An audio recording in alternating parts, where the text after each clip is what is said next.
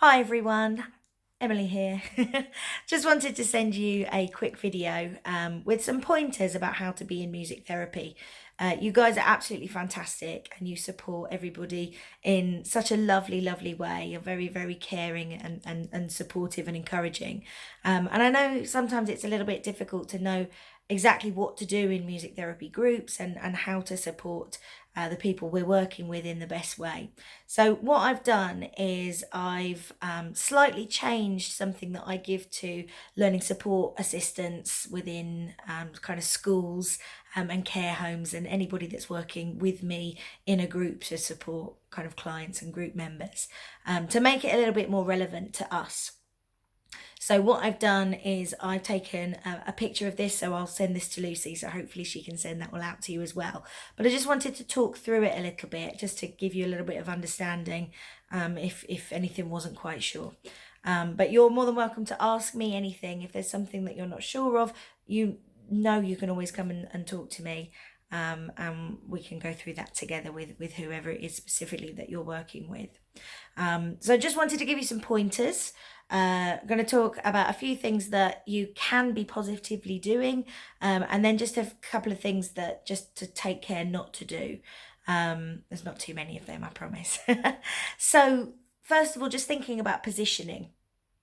So bringing yourself into the circle and that make sure that we're all together in that. Also thinking about where the group member is positioned. So, are they able to see what's going on in the group? We are a social friendship group, so we want everybody to be looking at each other and directing that attention going round to everybody. So are they able to also reach the instrument? Is it just out of their reach? We want everybody to gain that potential that they're able to do. So we want to give them every fighting chance to be able to participate in the way that they can. Something we call is modelling. So modelling is basically doing something to show someone how to do it. And it can be really helpful for our group members to help them to know exactly what it is that we're asking them to do. So that's why I always give you guys shakers when we do our shakers song, because sometimes just seeing that that's what we're going to be doing at this point is enough for them to go, okay, we'll try that as well. Also supporting active and non-active participation. So some of our group members are really, really active in the way that they play the instruments and are able to sing and verbalize and tell us what it is that they want to do. Some need more support and others are happy to just listen and watch. And we've just got to remember that being in the room is still participating and you're able to experience what is going on around you. Choices and decision making. So we want to help people to have that autonomy, that ability to make that choice themselves. So much of the people that we work with, their lives are kind of done for them out of necessity. So we want to be able to, in music, give them a choice of how they play, what it is that they want to play. So perhaps if we're doing something like music band or choosing instruments, just maybe instead of just choosing one that you think they might like, which is great, you guys know them really, really well. It might be that they choose the same instrument every week and you know that that's what they're probably going to do. But just giving them that opportunity to choose. So maybe taking a drum and a tambourine and seeing what it is that they want to do and allowing that time and space for them to make that decision. It might be that you need to offer them really slowly, tambourine or the drum. It might be that you need to play them yourself in order for them to understand, yeah, I remember that sound. The wind chimes sound like that. Yes, that's what I want.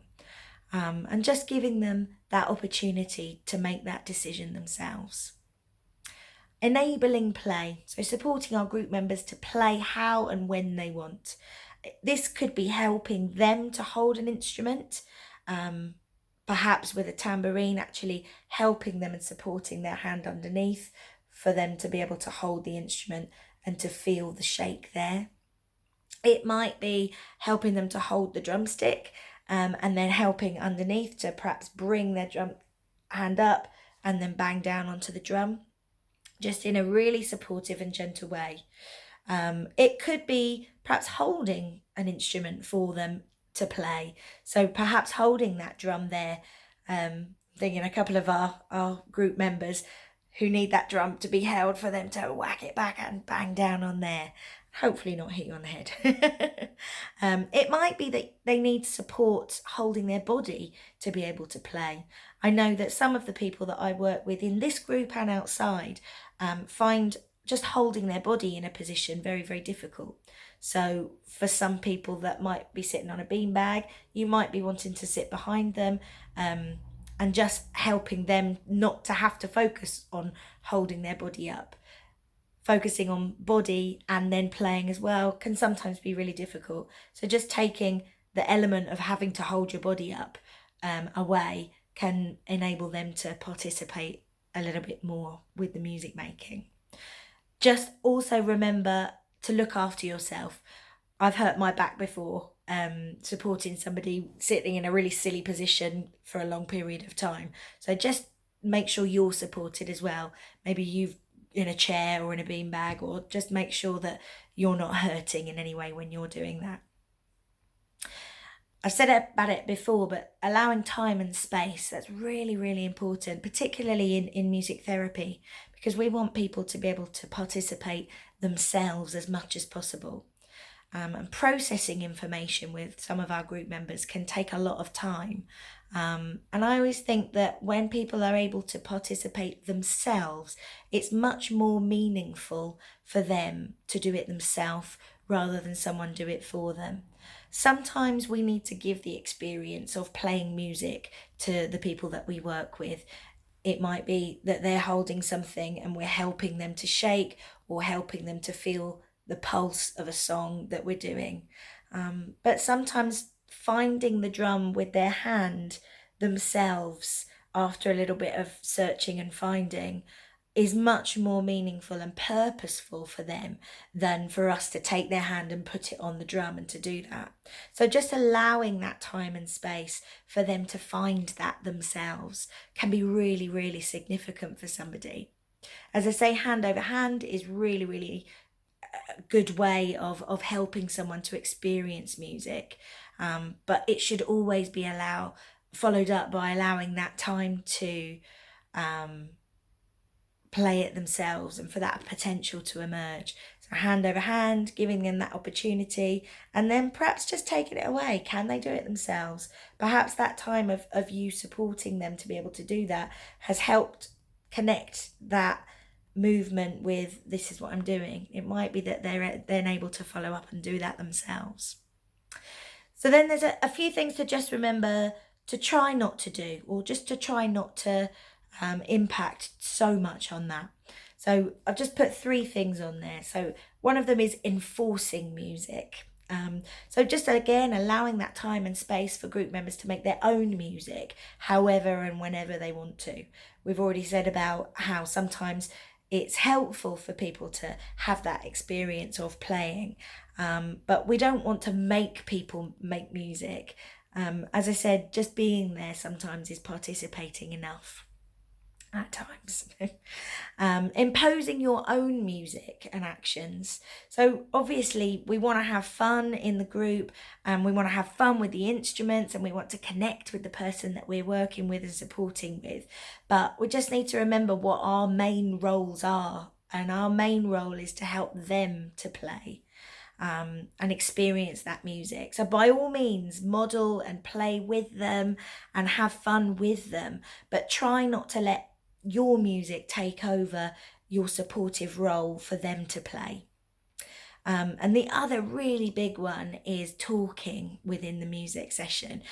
We've said already that this is a fun and friendship group, and yeah, at times we will be talking and at times we will be laughing. But for some group members, they have to concentrate really, really hard in order to participate and to know what's going on. So we need quite a quiet and focused environment for us to do this.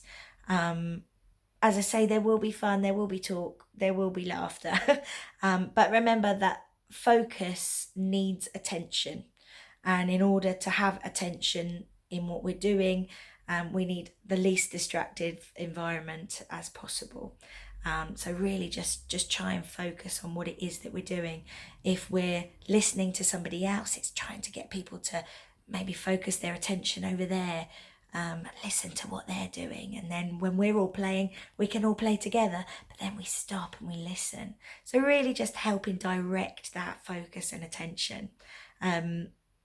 If anybody has any questions about what I've said in this video, please do ask me.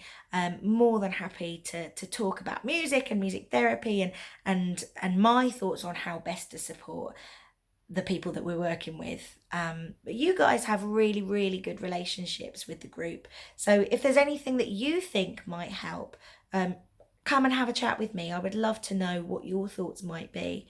And if there's anything that you think might work in a different way, let me know.